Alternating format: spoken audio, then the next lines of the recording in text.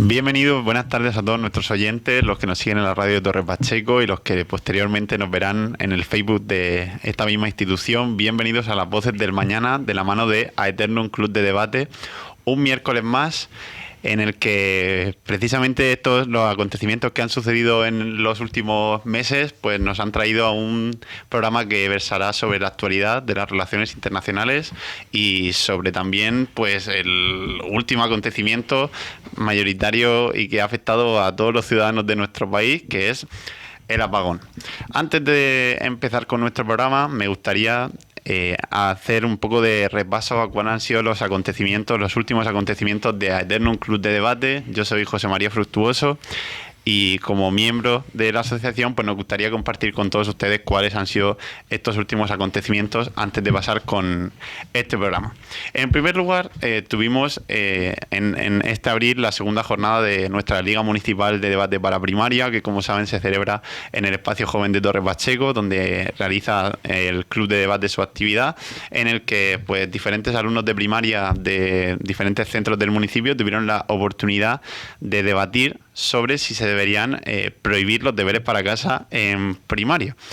Ahí pues conseguimos tener unos debates muy interesantes y la verdad que es curioso ver cómo los niños tan pequeños son capaces de sorprendernos y de ver cómo lo hacen muy bien. En segundo lugar, tuvimos el 12 de abril un evento en el Centro Cívico de Torre Pacheco, que fue el concurso de oratoria especial 10º aniversario, en el que los mejores oradores de la historia de Aeternum de estos 10 años tuvieron la oportunidad de hacer sus discursos y al final fue Silvia Velasco, oradora de Aeternum, que es de origen de Pozo Estrecho, tuvo la oportunidad de ser condecorada como la mejor oradora de la década en este evento, en el que tuvimos el placer de contar también con el alcalde de Torre Pacheco y con la concejala de Educación. Y por último, este mismo fin de semana también, yo participé como protagonista. Aeternum estuvo en el Campeonato de Debate Jurídico de España, en la LEDU de Iure, que se celebró este fin de semana en CUNEF Universidad en Madrid,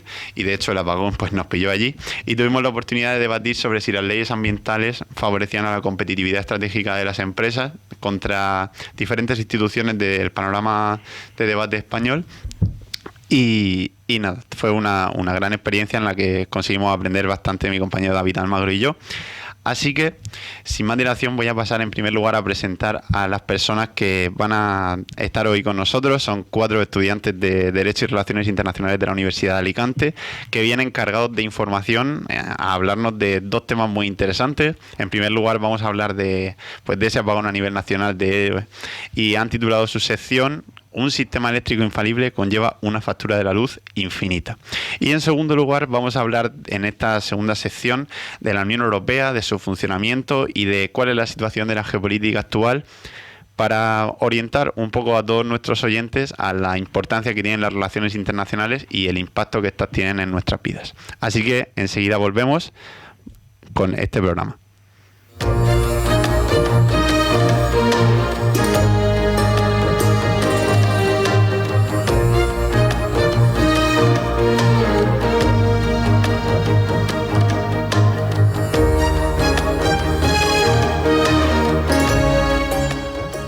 El lunes, y a la luz de las velas, nuestro país volvió la época del transistor y de lo analógico. El sistema colapsó y cayó. Ni nuestro teléfono de última generación nos podía salvar de un acontecimiento semejante.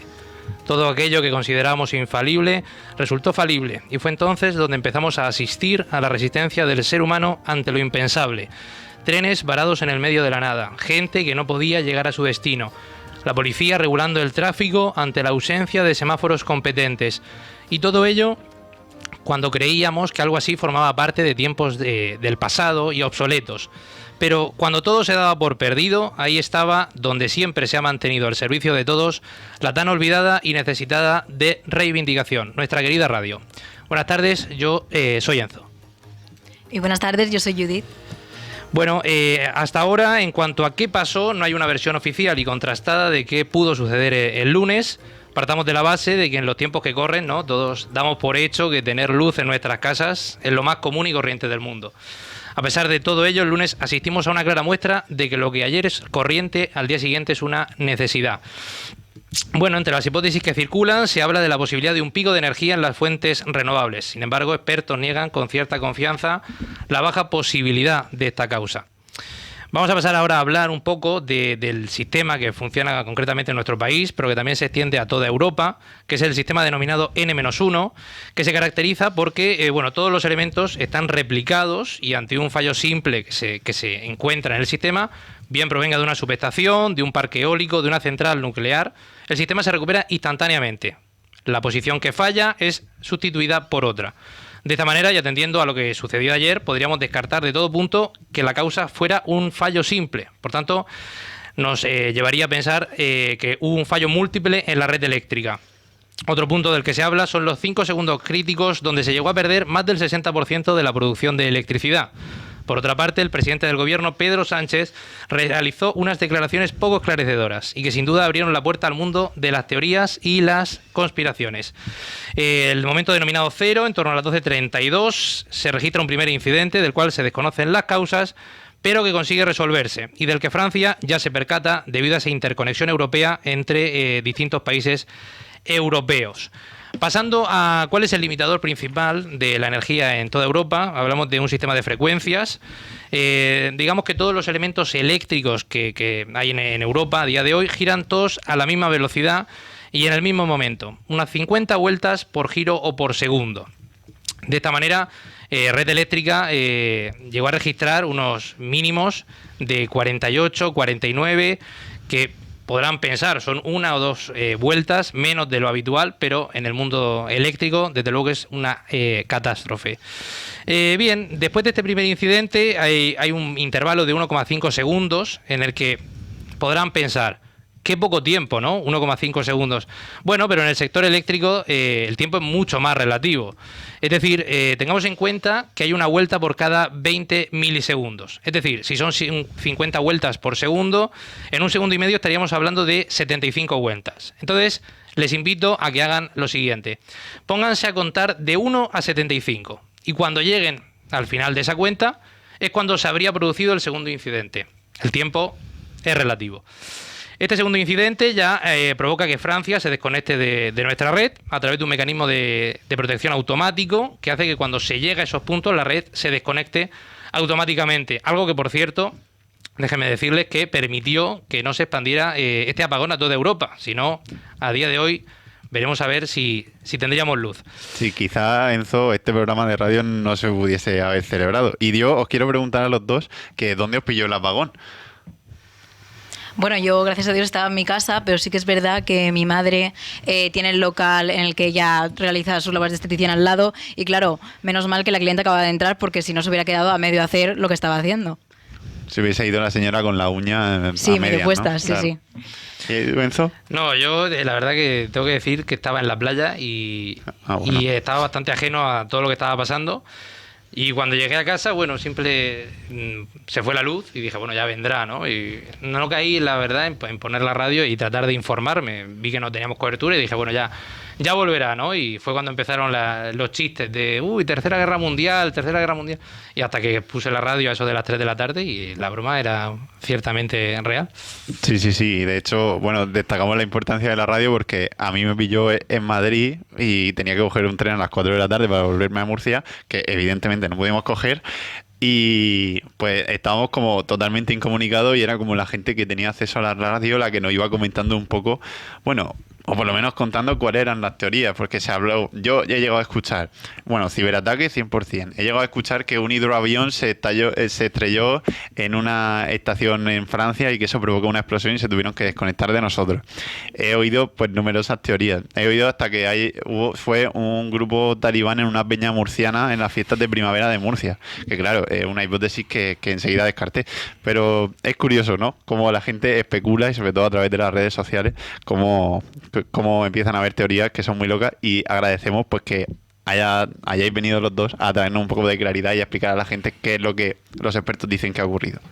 Pues Sí, lo que es cierto es que por ahora va a costar mucho encontrar, determinar qué fue lo que lo causó exactamente. O sea, los expertos, ya sea Red Eléctrica, el gobierno o cualquier experto de la materia, nos puede afirmar eso que pasó, es decir, la pérdida del 60% de la demanda, etc. Pero la causa concreta que lo causó puede tardar meses en darse con ella y poder dar una razón de ello. Por lo tanto, es por eso que aún no se ha descartado ninguna opción, ninguna hipótesis, pero lo que sí que hay que recordar es que no se debe cundir el pánico y que desde luego que, como habíamos nombrado este tema, que ninguna red eléctrica es infalible. Es decir, sería completamente imposible tener algo a prueba de balas 100%, porque al fin y al cabo la electricidad tiene lugar a error humano y a error técnico, por supuesto. Esto ha ocurrido muchas veces a lo largo de la historia. Lo que sí que pasa es que es algo inédito aquí en España. De hecho, bueno, escuchábamos noticias que, por ejemplo, en 2019 ocurría en Londres un apagón similar porque una central eólica y una de gas al mismo tiempo pues tuvieron problemas y un apagón que duró 2 horas.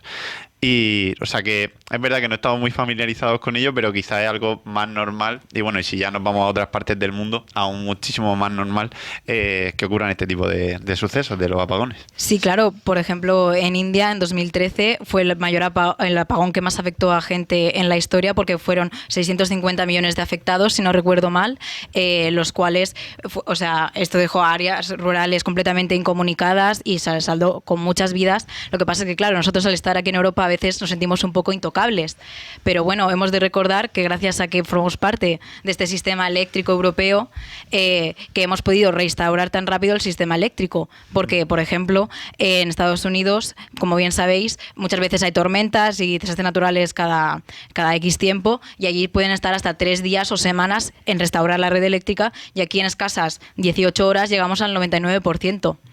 Sí, que también esto trae a colación una anécdota de un congreso que tuvimos hace un par de meses de Derecho de la Unión Europea, ¿no? Que tuvimos la suerte de contar con el embajador de Cuba en la universidad, y bueno, se asombraba enormemente de llegar al hotel y tener agua caliente a su disposición las 24 horas del día, darle un interruptor y tener luz, ¿no? Porque justamente en ese momento que era el congreso venía de 4 días de apagón, y nosotros, claro, pensamos que estamos en el primer mundo, que tampoco es una cuestión de desarrollo, ¿no? Al contrario, yo creo que cuanta más evolución exista de medios, más probable es que el sistema caiga, ¿no?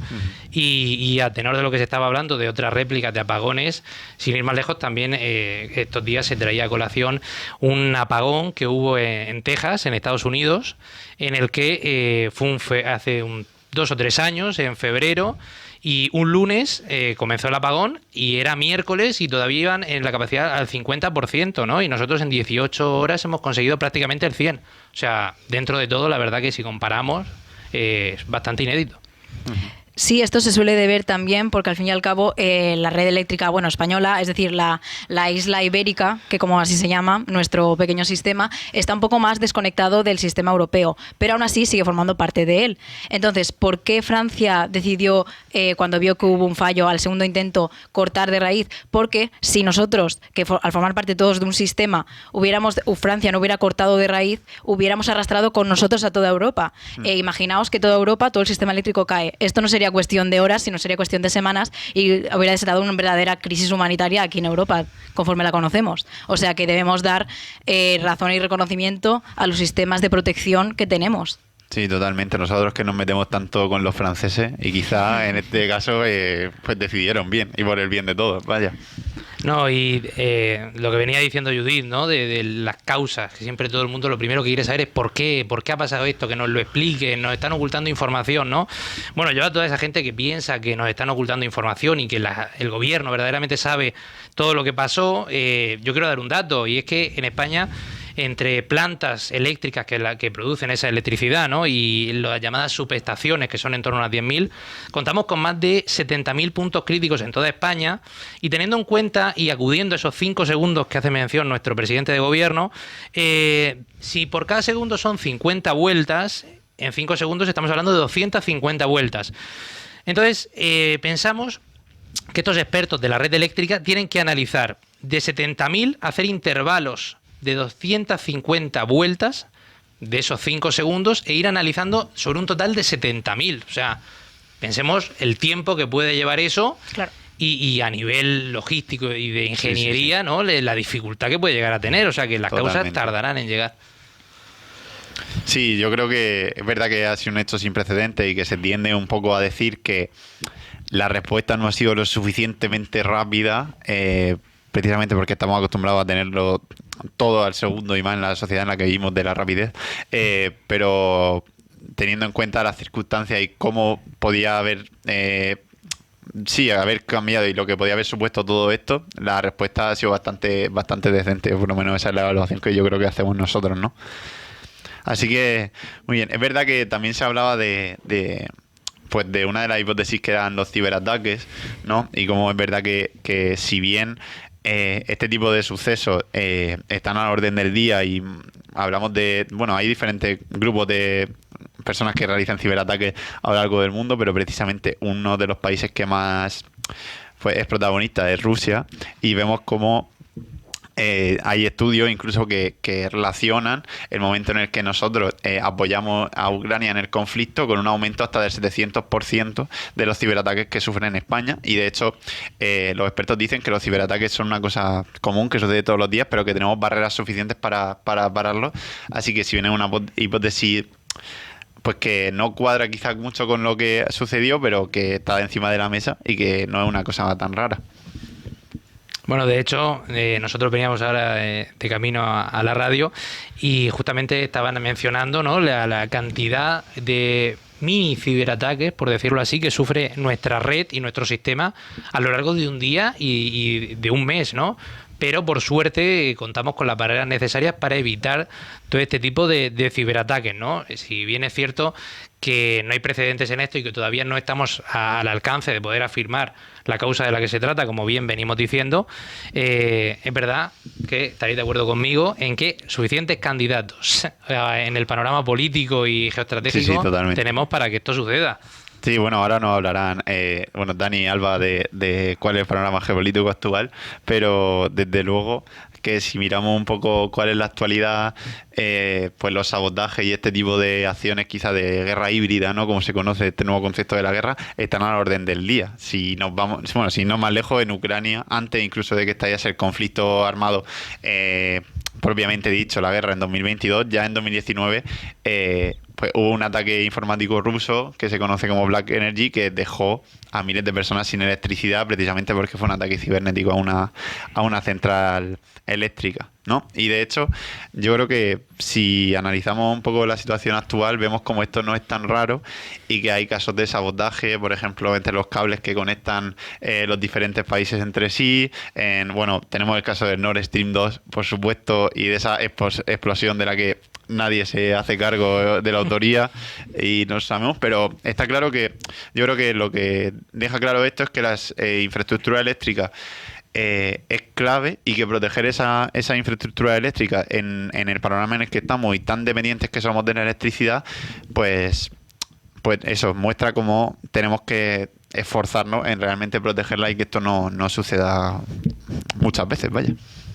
Y no, que no debemos de olvidar también, que es una cosa que se ha venido hablando en estos últimos días, de que cuando la gente habla de Tercera Guerra Mundial, oiga, hoy en la Tercera Guerra Mundial, si llega, no esperen que sea en trincheras y con metralletas y granadas. Probablemente en un tanto por ciento de ese desarrollo bélico hablemos de eso, pero mayoritariamente estaremos hablando de una guerra híbrida que se va a dar sobre todo a través de medios tecnológicos, ¿no? Porque hemos asistido a cómo un apagón de electricidad ha provocado que en 18 horas hayan 5 personas fallecidas, al menos en nuestro país, 3 por una mala combustión de un generador de un grupo electrógeno, una por el fallo de un respirador de asistencia mecánica y otra por usar velas, ¿no?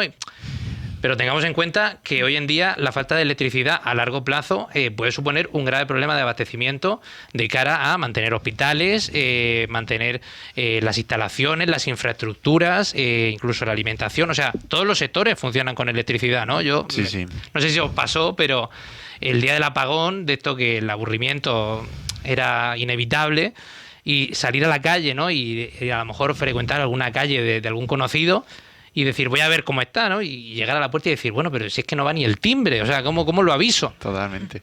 Sí, no, a mí, bueno, de las pocas llamadas que entraron desde Murcia a Madrid, a mi compañero David lo llamó un compañero suyo diciendo que el sistema que habían ideado para comunicarse, ellos que vivían en un piso de estudiantes de Murcia, era dejar la ventana abierta y pegarle un grito al de arriba para que te abriese la puerta, ¿no? De abajo. Y era como, estamos tan acostumbrados incluso a depender del timbre que no nos damos cuenta. Yo creo que es importante hacer esta reflexión de cómo funciona nuestra vida, de lo dependientes que somos también de la energía, de los aparatos electrónicos, y vimos muchos casos a través de las redes sociales de cómo fue la vida de las personas que se quedaron sin esos aparatos electrónicos, sin electricidad, sin cobertura, sin wifi, y cómo parecía que la vida como que tomaba otro color, ¿no? Yo he visto a gente bailando en la calle, haciendo bingos. Nosotros nos tiramos toda la tarde jugando a juegos de mesa, y son cosas como que no hacemos tan habitualmente y que precisamente el apagón nos recordó que también están ahí, que son una opción y que son cosas que deberíamos hacer más a menudo porque también nos gustan. No, yo una curiosa anécdota que tuve fue que en la esquina de mi casa, ¿no? Hay un típico poste de madera con cables que todos se podrán imaginar, y un camión grúa pasó con la grúa levantada y con tan mala suerte de que tiró de los cables, partió el poste por completo. Y bueno, lo típico de que es verdad que el ser humano es curioso, ¿no? Pero pasar y seguir de largo. Y era curioso porque en la esquina de mi casa probablemente se hubieran 40, 50 personas fácilmente viendo un palo caído, porque no había mucha más acción que esa. Y ahí es donde uno ve que no estamos para nada preparados, ni siquiera a nivel mental de esto, ¿no? Porque no sabemos qué hacer dentro de casa, es una barbaridad. Sí, de hecho, bueno, yo a las 7, a las 9, cuando volvió la luz en Madrid, yo logré contactar con mi hermana que está en Sevilla, y me decía que como no tenía mucha hambre a mediodía, no había comido nada porque quería guardar suministros. O sea, imaginemos, o sea, el nivel también que llegan algunas personas, y estaba diciéndole a sus compañeras de piso que no abriesen el congelador, que se descongelaban los tuppers, que no se podía romper la cadena del frío por si esto iba largo.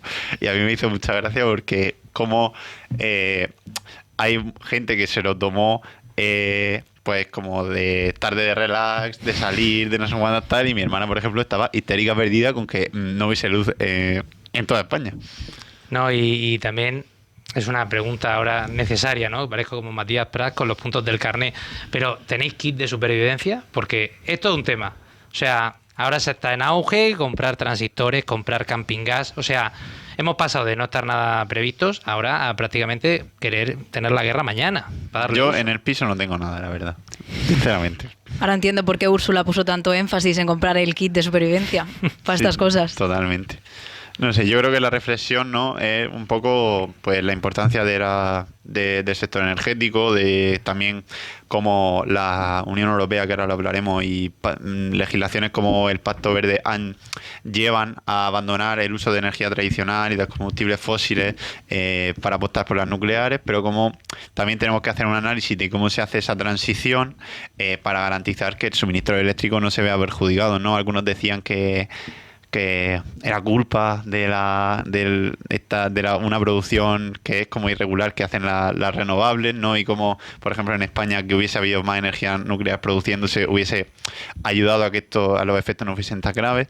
No sé, son hipótesis, pero lo que está claro, bajo mi punto de vista, es que esa transición energética, que está claro que es correcta porque tenemos que abandonar un poco y proteger el medio ambiente, pues se tiene que hacer con cuidado y teniendo en cuenta todas las cosas. Sí, yo en eso te voy a matizar, porque es cierto que he oído hablar a la presidenta de Red Eléctrica y también a otros expertos, por ejemplo el hombre que llevó a cabo la comisión para el plan de estrategia energética, que bueno, que ya está hablando de que está un poco obsoleto porque fue de 2015. Quizás deberíamos espabilar, porque aquí en España a día de hoy ya tenemos un 60% de energías renovables como nuestro generador, vaya.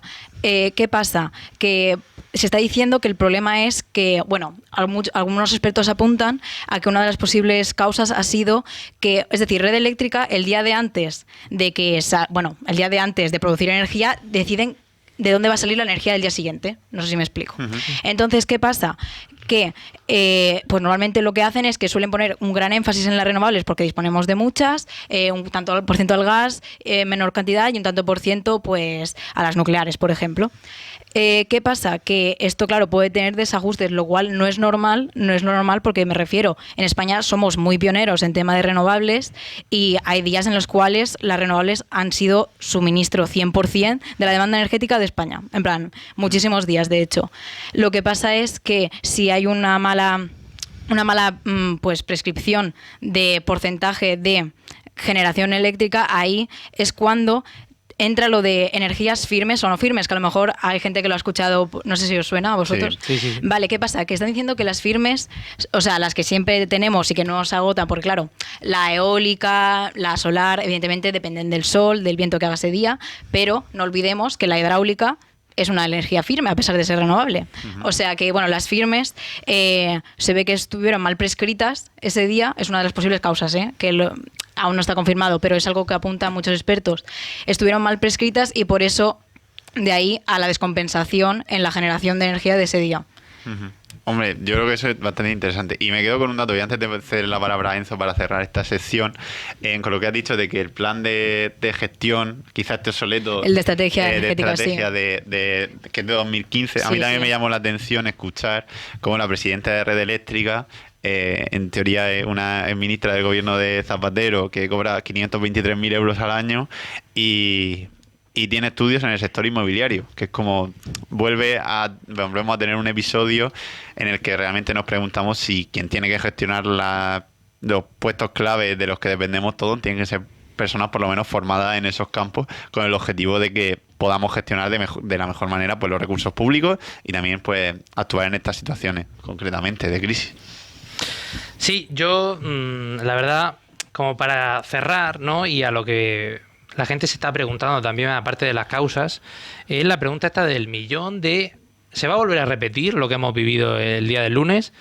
Bueno, pues yo investigando he encontrado el siguiente ejemplo por parte de un ingeniero que decía... Miren, la probabilidad es bajísima, es ínfima, ¿no? Se podría asociar incluso con la posibilidad famosa, ¿no?, de que caiga un meteorito y arrase con la especie humana, ¿no?, como pasó con los dinosaurios.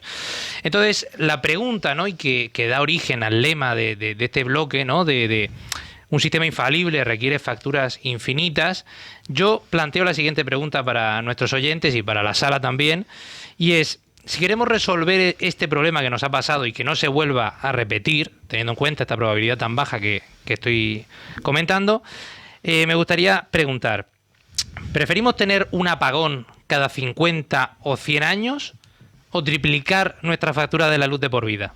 De ahí la frase con la que iniciábamos este bonito debate: sistema infalible requiere facturas infinitas.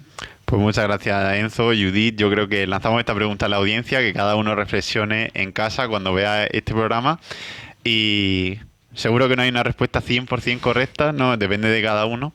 Así que dejamos a nuestros oyentes que elijan. Os vuelvo a dar las gracias, creo que ha sido bastante interesante todo lo que habéis aportado. Y enseguida volvemos con esta segunda sección de este programa, en el que vamos a hablar de la Unión Europea y de la geopolítica actual, con otros dos invitados. Así que muchas gracias de corazón por haber estado aquí. Un placer, José María. Gracias a ti. Y nos vemos pronto.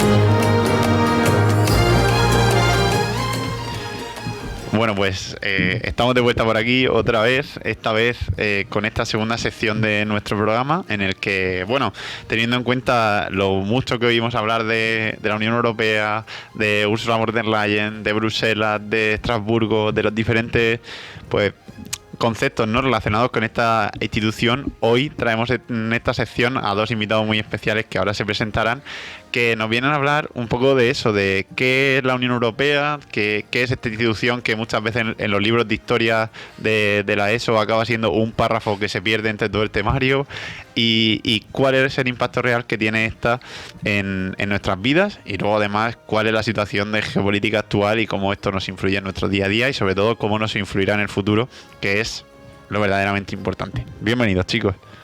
Muchas gracias, José María. Mi nombre es Alba Gomariz. Buenas tardes, mi nombre es Daniel. Y nada, pues os dejo ya con ellos. Nos van a hablar de qué es la Unión Europea, cuál es su impacto y por qué realmente es tan importante para nuestras vidas. Efectivamente, José María, al final muchas veces la población se siente muy alejada de la Unión Europea. Al final parece que está muy lejos, allá en Bruselas, no se sabe bien qué es, los ciudadanos están totalmente desconectados de todos sus valores y todo su funcionamiento, y al final para eso hemos venido hoy Daniel y yo, para intentar esclarecer todos estos hechos y también a través de muchos ejemplos y ver cómo efectivamente la Unión Europea sí que está en nuestro día a día y nos impacta a más niveles de los que podemos imaginar. Al final, lo primero sería explicar qué es la Unión Europea, ¿no? Pues obviamente es una organización política, económica, compuesta por 27 países desde la salida del Reino Unido en el año 2021 y que colaboran, como ya sabemos, para tomar decisiones comunes en muchos ámbitos como puede ser el medio ambiente, la paz, economía, etcétera. Con lo que respecta a su funcionamiento, claro, es muy complejo. Normal que la ciudadanía al final no sepa bien cómo funciona la Unión Europea. Si no sabemos muchas veces cómo funciona nuestro propio país, ¿cómo vamos a saber cómo funcionan esas instituciones de Bruselas que pillan tan lejos y que tienen además todos sus presidentes nombres muy raros? Efectivamente, la gente no sabe de qué va esto y estamos muy desconectados. Así que hoy hemos venido para intentar entender cómo funciona todo esto. Bueno, por lo que respecta al funcionamiento, creo que cabería hablar de varias instituciones. En especial yo daría atención a la Comisión Europea, al Parlamento Europeo, al Consejo de Ministros, que también se llama el Consejo de la Unión Europea, que no Consejo Europeo ni Consejo de Europa, que son cosas totalmente distintas. Que vaya lío, por cierto. Efectivamente, vaya trabalenguas. Y también, obviamente, mencionar el Tribunal de Justicia de la Unión Europea, etcétera, como vamos a ir contando. Bueno, lo primero de todo sería hablar de la Comisión Europea, que al final yo creo que la podríamos definir como el motor de Europa, porque al final la Comisión es quien propone las leyes, quien realiza las leyes y que al final es quien va a estar ahí viendo si los estados están cumpliendo o no con todo lo que viene desde arriba. Por tanto, yo creo que la podríamos definir como el motor y el órgano, el corazón de la Unión Europea. Bueno... Sí, ¿no? Y de hecho yo pienso que la Comisión es muy importante porque si analizamos cuál es el impacto de las cosas que hace la Comisión Europea en nuestras vidas, tenemos ejemplos muy concretos de cómo nuestra vida cambia, y no hablo del tapón de las botellas que ahora no se puede quitar, pero cosas como por ejemplo aquí en Torre Pacheco, pues todas las normativas medioambientales que por ejemplo los agricultores tienen que aplicar, muchas de ellas, por no decir prácticamente la totalidad, vienen precisamente de propuestas de la Comisión que se acaban aprobando en el Parlamento. Vaya, efectivamente. Claro, efectivamente, como bien ha dicho José María, al final todo esto viene sobre todo del Pacto Verde Europeo, que como bien ha dicho, bueno, aquí en Torre Pacheco, desde luego, con todo el tema de la agricultura, ya no solamente los tapones, sino cuando entras a un bar, te vas a pedir un granizado y te ponen una pajita de cartón, que no hay nada que odiamos más que eso, pero bueno, que para saber que todo eso viene de arriba, que eso no lo ha puesto Pedro Sánchez, no lo ha puesto nadie, eso viene de arriba. Bueno, ¿qué más decir? El Parlamento Europeo, creo que todo el mundo, más o menos del Parlamento Europeo, puede tener una idea un poco más clara, porque al final se celebran elecciones en cada uno de los países nacionales sobre el Parlamento Europeo y al final nosotros elegimos a los eurodiputados, a pesar de que estemos un poco desconectados y que sabemos que votamos un poco a voleo. Es decir, no sabemos muy bien quiénes son los candidatos que se presentan, sino que si tú aquí votas al PSOE, pues vas a votar al candidato del PSOE. Si votas al PP, pues vas a votar al candidato del PP. La gente no se lo piensa mucho y esto realmente es un error. Creo que deberíamos saber un poco más a quién estamos votando, porque al final, como bien estamos comentando, todo viene de la Unión Europea. Y de hecho, prueba de ello, yo creo que es que cuando hay elecciones europeas, los partidos políticos, en vez de hacer campaña europea, es una simple extensión de sus propias campañas nacionales. Para ellos, pues, tirarse los unos a los otros culpas, pero no hacer una campaña europea, por así decirlo. Sí, desde luego. Y yo creo que esto es una de las principales causas de que todavía la ciudadanía esté más desconectada de la Unión Europea, que precisamente los que tienen que dar la información de cuáles son las políticas que se aplican o que se van a aplicar en las elecciones, que son los partidos políticos, tampoco dan esa información de qué es la Unión Europea, cómo funciona, qué implicaciones tiene. Efectivamente. Entre lo complejo que es entenderla y si encima nuestros políticos no hacen tampoco por acercar a la ciudadanía a la Unión Europea, pues pasa lo que pasa. que la gente no cree en la Unión Europea, ni cree en su futuro, ni cree en sus valores. Además, también podríamos hablar del Consejo de la Unión Europea, que también se le denomina el Consejo de Ministros, que, como bien dice su nombre, está conformada por los ministros de los países miembros. Y este órgano es muy importante y, sobre todo, fue un ejemplo claro durante el COVID, porque al final fue el Consejo de Ministros quien hizo la compra de vacunas y que, sobre todo, también tramitó todos esos problemas con los documentos de vacunación para poder viajar a otros países, para confirmar si tenías una vacuna, si tenías dos. Así que al final podemos ver cómo la Unión Europea, incluso en este tipo de problemas mundiales, actúa de forma conjunta a través de los ministros de los países para poder llevar todas las soluciones sean de forma uniforme por todo el continente. Bueno, además también podemos mencionar, como he dicho, el Consejo Europeo, que es ya nos estamos alejando un poco más de la ciudadanía porque es quien marca la estrategia de política exterior. Es decir, por ejemplo, todo lo que está pasando con Ucrania y todo lo que al final decide la Unión Europea pasa por este Consejo. Al final es quien marca la política exterior y quien va a estar ahí en el frente para todo lo que sean negociaciones, para todo lo que sea envío de ayudas. Así que al final todo también viene de aquí. Sí, ¿no? Que quizá precisamente ese a lo mejor a los españoles nos suena más porque Borrell ha sido el representante de Asuntos Exteriores de la Unión Europea durante la última legislatura, ahora ya no, es Kaja Kallas. Y bueno, quizás pues al ser un personaje español, pues como que los españoles estamos más cerca del mismo porque es un político de renombre. Pero aún así es como tenemos que tener en cuenta que todas estas instituciones, que pueden sonar complejas, al final tienen un papel que no deja de ser algo como las instituciones estatales y que son importantes porque suceden cosas a lo largo de nuestro día, de nuestra cotidianidad, que son precisamente por la Unión Europea y tenemos muchísimos ejemplos. Claro, efectivamente, como dice José María, al final la Unión Europea está presente de lo que comemos, lo que respiramos y lo que somos al final como ciudadanos, ¿no? Todos los derechos que nos aporta.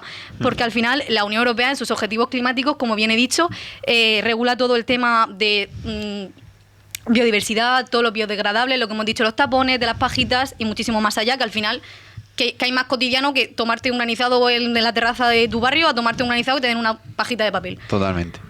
Luego también ya no es solamente lo climático, ¿no? También al final, también en lo que es más también de derecho de consumidores, las leyes mercantiles, por ejemplo, de España están sobre todo empapadas del derecho de la Unión Europea. El derecho de consumidores se rige mucho por la Unión, que está muy, muy presente, como por ejemplo todo lo que tiene que ver con las garantías de devolución, los plazos. Al final siempre se hace a favor del consumidor y todo eso también viene desde arriba. O sea que al final, incluso en lo que es consumir, comprar, la Unión Europea nos marca cuáles son nuestros derechos para comprar. Sí, no, yo creo que hay muchísimas cosas en las que quizás no nos damos cuenta que está, otras en las que sí. O sea, si preguntamos a nuestros oyentes cuántos se han ido de Erasmus o conocen a alguien que se ha ido de Erasmus, evidentemente aquí todos sabemos que es la Unión Europea y lo buena que es.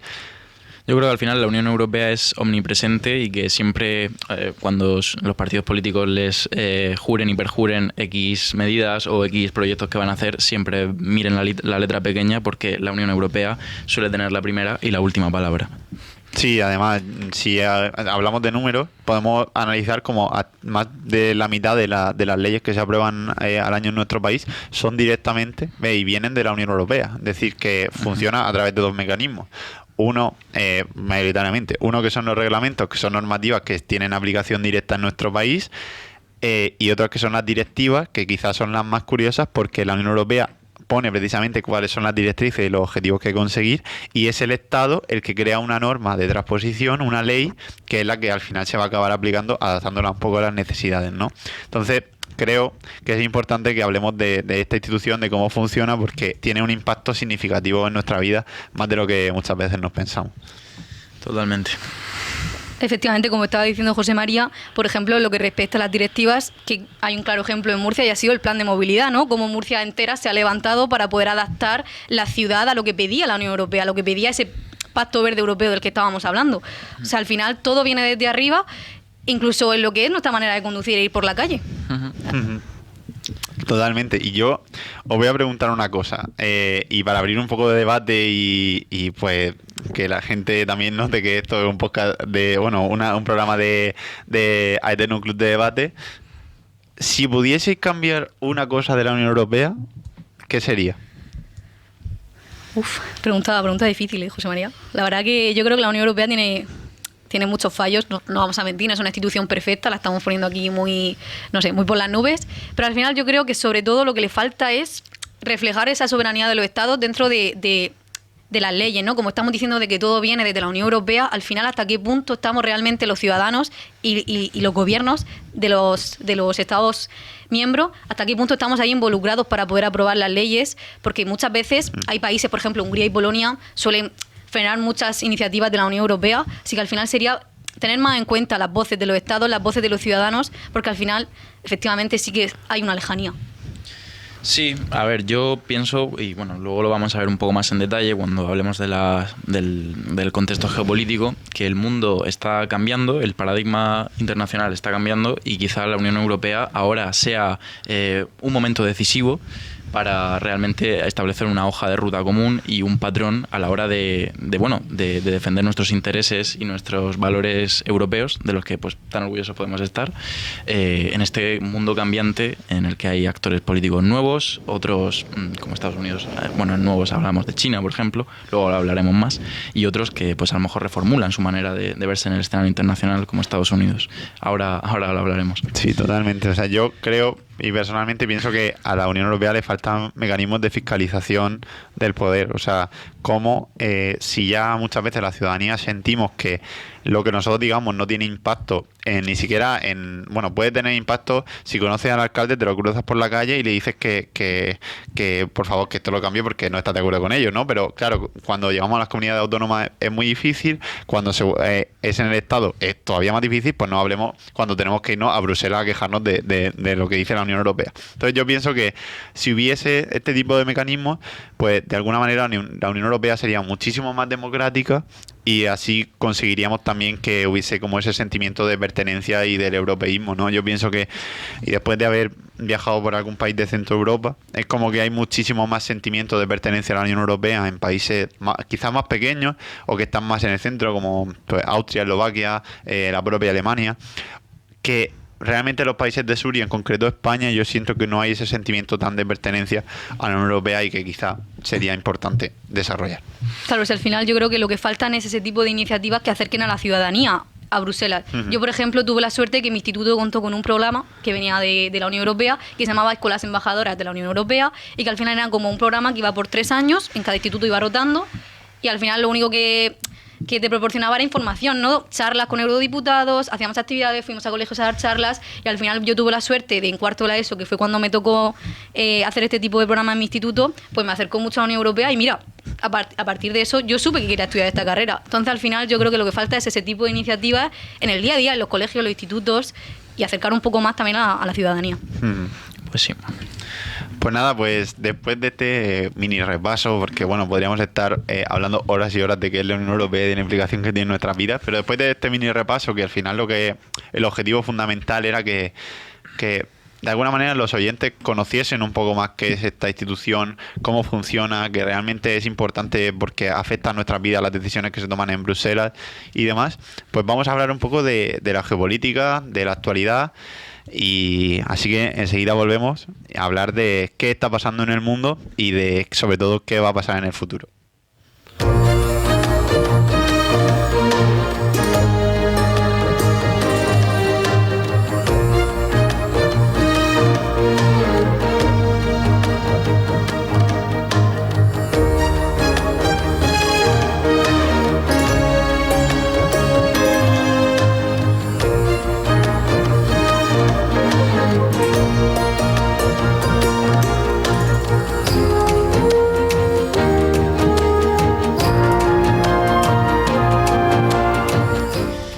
Bueno, ahora vamos a hablar un poco, como hemos hecho ya adelanto antes, del contexto geopolítico en el cual se desenvuelve la Unión Europea y su política exterior. Y aquí vamos a empezar con 2 notas aclaratorias. La primera es que si hemos visto que la política institucional de la Unión Europea es compleja, la geopolítica lo es quizá todavía más, ¿no? Por la propia naturaleza compleja que tienen las relaciones internacionales. Y en segundo lugar, bueno, me he tomado la licencia de hablar de política exterior. Eso no siempre es así y la Unión Europea quizá más veces de lo que debería. En realidad, en vez de ofrecer un frente común, vemos en realidad 27 políticas exteriores y no vemos un frente unido, como quizás sí deberíamos de ver en muchas situaciones que le demandan esto. Bien, pues lo que vamos a hacer ahora es pegarle un repaso al mapa mundi, un poco yendo por zonas y por estados más clave y viendo cómo la Unión Europea pues se posiciona de cara a estos actores geopolíticos. Muy breve, y cuando mis compañeros quieran intervenir, por supuesto, tienen todo el permiso del mundo. Empezando un poco con China y los BRICS, que están pues, muy de actualidad, sobre todo pues China, que es esa gran potencia emergente, si no ya consolidada, es la mayor economía del mundo en poder de paridad adquisitivo. Y bueno, luego el resto de los BRICS, que también son países emergentes, encontramos a Rusia, India, China, Brasil, Sudáfrica y todas las nuevas incorporaciones que son Irán, Indonesia, Egipto, Etiopía y Emiratos Árabes Unidos. Creo que no me he dejado ninguno. Bien, en primer lugar hay que hablar de que los BRICS, aunque a pesar de que se formó como una especie de organismo económico, hay que decir que los miembros son muy dispares entre ellos y desde luego el mundo se ve muy distinto desde Moscú que desde Pekín o desde Nueva Delhi, y hay veces que efectivamente comparten muchos intereses y fines, pero hay muchas otras veces que son bastante dispares. Y con la Unión Europea pasa un poco lo mismo. La Unión Europea tiene una relación con cada miembro de los BRICS pues diferente la una con la otra. O sea, no vamos a comparar la relación que tiene la Unión Europea con Rusia, de la cual pues luego hablaremos un poco más porque lo merece, que la relación que tiene con China o que tiene con la India. Vamos a centrarnos únicamente en China porque no nos da tiempo para más. Y bueno, quizá en España sea muy pertinente el debate porque nuestro presidente pues, ha visitado varias veces China. De hecho, recientemente, hace un par de semanas, si no me equivoco, se reunió con Xi Jinping. Y ahí está el debate, ante un Estados Unidos que se replega, ¿la Unión Europea tiene que mirar más a China? Pues bueno, comercialmente estamos muy entrelazados a China, a nivel de importaciones de la Unión Europea, varía según el país, pero por lo general es nuestro mayor socio en cuanto a importaciones, y también pues las exportaciones europeas a China también tienen un impacto muy significativo. Entonces, ¿debemos de unirnos o acercarnos más a China, a pesar de pues todo lo que es China? China, por encima de todo, es un régimen autoritario que muchas veces considera los derechos humanos como opcionales, y por decirlo de manera suave. Y claro, ahí se abre el debate que la ciudadanía creo que tenemos que tener. ¿Tenemos que acercarnos más a China o tenemos que guardar las distancias con un país que puede ser un reto, y es un reto en muchas áreas? Luego, respecto al gran tema de actualidad europeo, que es la guerra entre Rusia y Ucrania, bueno, no vamos a meternos en lo que ya sabemos todos, en cómo empezó esta guerra, por qué empezó esta guerra.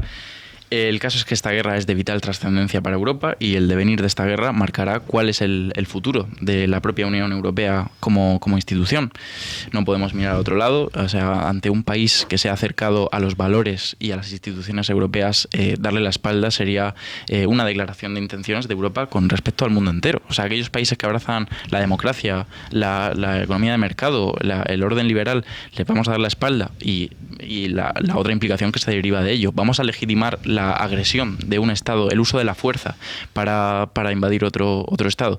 Pues la respuesta que demos la Unión Europea y el desenlace de este conflicto desde luego marcará el futuro. Sí, y yo creo que muchas veces es interesante hablar y que la gente invoca el derecho internacional y cómo Rusia lo está violando totalmente, y bueno, y cómo se viola en muchas partes del mundo, pero al final, teniendo en cuenta que el mundo gira más en torno a la teoría realista que al idealismo, yo creo, y como el que tiene más fuerza y saca más pecho es el que gana, que la Unión Europea esté ahí y logre frenar a Rusia es importante para dar ejemplo a los demás estados a que no se pasen un pelo, y que los territorios están para respetarlo, y el derecho también, yo creo. Bueno, eso ya es un muy gran debate que a lo mejor tenemos después sobre si realismo, idealismo. Eso ya es más propio de los estudiantes de Relaciones Internacionales. Y bueno, luego pasando a un país de vital importancia para la Unión Europea, Estados Unidos. Bueno, todos estamos a la orden del día con Estados Unidos. Parece que según se despierte Donald Trump cada día, a golpe de tuit hace y deshace décadas de tradición en las relaciones internacionales. Un día aranceles sí, un día aranceles no, un día Ucrania sí, un día Ucrania no. En fin, Aquí el debate está en, ¿es Donald Trump un enfriamiento temporal, o sea, de su relación con la Unión Europea, o realmente es un cambio de paradigma? Estamos volviendo a un Estados Unidos aislacionista que no ve en Europa un foco de prioridad y que en realidad gira su atención hacia la zona de Asia-Pacífico, hacia China. Eso es, desde luego, un debate a tener en cuenta. Y ya, solo por acabar este repaso geopolítico, a dos zonas que a lo mejor pasan más por debajo del radar, pero creo que merecen importancia. En primer lugar, la zona, nuestra frontera sur del Sahel y de África subsahariana. Creo que también es de vital importancia para la Unión Europea cuál es nuestra política respecto a este continente y a estos países en general, sobre todo en España, porque bueno, nosotros somos país que hace frontera y si alguna vez han estado en el estrecho de Gibraltar, pues verán que el estrecho de Gibraltar es muy estrecho. Estamos a 17 kilómetros de África y lo que pasa en Marruecos o lo que pasa más abajo en el Sahel, que es una zona del mundo muy complicada, pues nos afecta y en España a los primeros. Así que también hay que definir una política ahí. Y por último, una región del mundo que también pasa muy desapercibida, que es el espacio de Latinoamérica y la Unión Europea. Pienso que por naturaleza, por valores e intereses compartidos, creo que es una región en la que debemos de tener un ojo puesto, sobre todo de España, por esos vínculos culturales y sociales que nos unen a España, a Latinoamérica. Y a ver, por ejemplo, el acuerdo de libre comercio de Mercosur, que ha estado 25 años trabajándose, pero que parece que está cuajando y desde luego parece que llega en un momento ideal porque por todo lo que nos puede aportar. Sí, no, habría que evaluar cuál va a ser el impacto de que entren productos de manera libre que quizás no cumplen con los requisitos medioambientales de la Unión Europea y cuál es el impacto de que esto entre en el mercado, pero está claro que la Unión Europea tiene que tender puentes, ¿no?, entre las diferentes partes del mundo y más concretamente España entre, pues, yo que sé, de alguna manera pues seguir construyendo esos vínculos que son históricos y que nos unen a los países de Latinoamérica. Correcto. Y nada, si queréis ahora podemos, en el último rato que tenemos, hablar un poco sobre qué nos espera a los ciudadanos europeos de cara a la Unión Europea del futuro. Así que, Alba, si quieres empezar tú un poco a comentar. Bueno, se ha hablado últimamente mucho del federalismo, ¿no? Si la Unión Europea puede llegar a ser un Estado federal como son los Estados Unidos o incluso Alemania.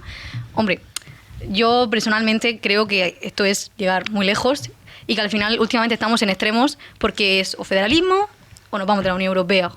Yo no veo últimamente tanto el punto medio, pero al final yo creo que el punto medio es lo único a lo que podemos llegar y a lo único que se puede aspirar a día de hoy, porque no podemos deshacer todo lo que ha hecho la Unión Europea, no podemos salirnos como si nada, ni se va a desintegrar por muchos problemas que tengamos a día de hoy, ni tampoco podemos llegar al federalismo ni a una unión más allá, aunque sí que se podría llegar más allá, sí que deberíamos.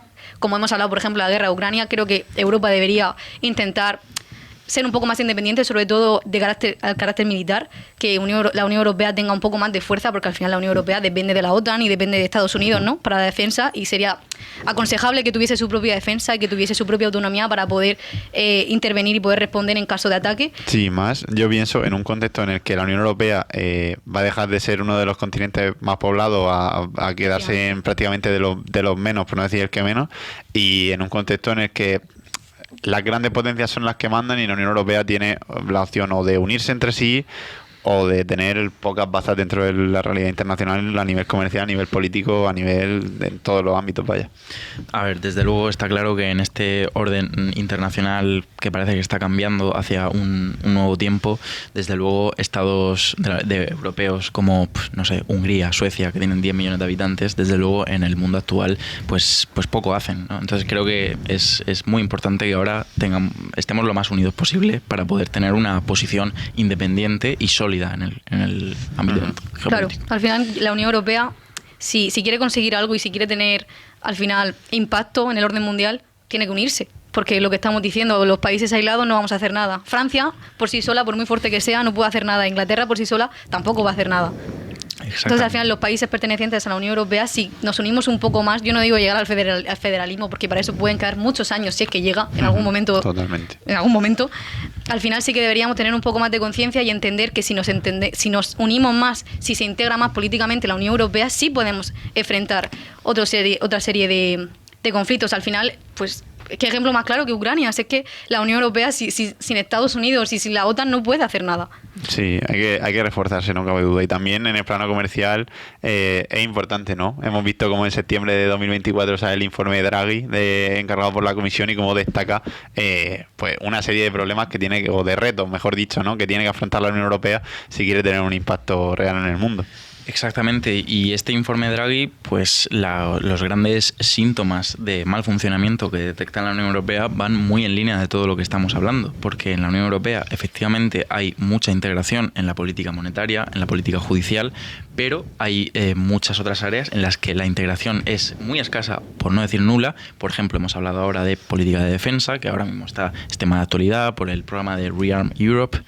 Pero sí, hay efectivamente muchas áreas en las que la integración es muy deficiente y eso acaba siendo muy ineficiente porque tenemos en algunas áreas tenemos 27 maneras de hacer las cosas. Sí, efectivamente. Sí, de hecho, bueno, un ejemplo es la política medioambiental, o sea, cómo, por ejemplo, la gestión de la diversidad y todo eso se legisla casi todo por directiva y acaba habiendo una armonización mínima que incluso afecta a las empresas, ¿no? Y como el mercado interior es algo de lo que sacamos muchos pechos, pero la burocracia hace que se frene todo esto y que se reste competitividad respecto al plano internacional. Tenemos, bueno, en el informe hay datos como que el 30% de las empresas que acaban valiendo más de 1.000 millones de euros se van a Estados Unidos precisamente por la burocracia que tiene la Unión Europea, ¿no? Es un reto que tenemos que asumir, de mezclar esa competitividad con la sostenibilidad, de abordar esa brecha de innovación con el exterior y de abordar el problema de la seguridad y de la dependencia del exterior, por ejemplo, de materias primas y de la energía, ¿no? Que era de lo que empezábamos hablando este programa. Por tanto, vemos que ese proceso de a lo mejor ir hacia una Unión Europea federal o más integrada todavía parece la solución más idónea, pero desde luego el camino no será fácil. Como ha dicho antes José María, es la ciudadanía la que nosotros como democracias que somos tenemos la última palabra y tenemos que decidir cuál es el futuro que queremos. Y hoy por hoy la Unión Europea, lo hemos dicho, es una gran desconocida que está omnipresente en todos nuestros actos, pero que no conocemos. Entonces, el esfuerzo para esta progresiva integración, que es vital y necesaria en los tiempos que corren, está a cargo de que tengamos más conciencia y más conocimiento de qué es la Unión Europea. Efectivamente, como bien ha dicho Dani, al final toda unión empieza primero por el conocimiento. Una vez que los ciudadanos entiendan la Unión Europea y se sientan ciudadanos europeos, podremos empezar a hablar de una mayor integración, ya sea política, ya sea económica o ya sea de cualquier tipo. Exactamente. Sí, yo creo que esa es la conclusión que sacamos de esta segunda sección del programa, ¿no? Cómo la Unión Europea importa, cómo la realidad geopolítica es compleja, cómo hay actores nuevos, otros que son antiguos pero que parece que cambian de paradigma, que hay una nueva realidad, que hay una tendencia quizá a retraerse en sí mismo, ¿no? A ese regionalismo del que hablábamos, y precisamente esta tendencia pues da a entender que la Unión Europea sí que tiene un papel en todo esto y que tiene que precisamente apostar por este regionalismo y por hacer eso, reforzarse entre sí los países y construir, ¿no?, hacia el futuro. Pues básicamente eso. Yo creo que en este programa hemos abordado pues cómo la realidad internacional importa, cómo nos impacta en nuestras vidas, cómo realmente, pues a pesar de que no lo conozcamos mucho, instituciones como la Unión Europea y otras de las que no hemos hablado, incluso la ONU, el Fondo Monetario Internacional, el Banco Mundial, tienen un impacto real en nuestra vida cotidiana, y también en parte nuestra responsabilidad como ciudadanos que viven dentro de este sistema, pues conocer, ¿no? Y hacer un esfuerzo por entender cómo funcionan, por entender cuál es la implicación de ellas, por entender cuál es su importancia. Y este programa, pues, de las voces del mañana de Aeternum Club de Debate, pues tenía como en parte ese objetivo, ¿no?